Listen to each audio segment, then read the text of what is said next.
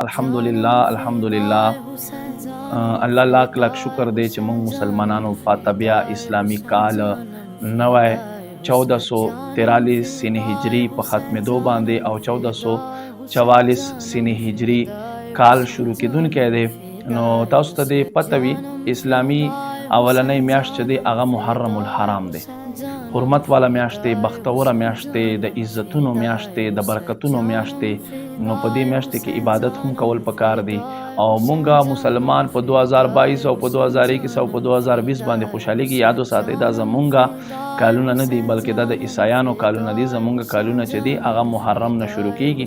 نو الحمدلله اسلامي اولنۍ میاشت شروع کېدونکې ده او دا کال په ختمېدو باندې ذوالحجة الحرام اخرنۍ میاشت دی.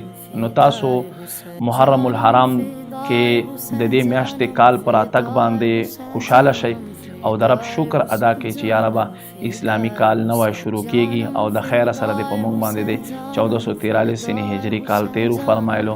رب شکر په ادا کړئ، خوشحالي مناو کړئ او دغه میسج دا پیغام نور مسلمانانو ته هم ورسوئ.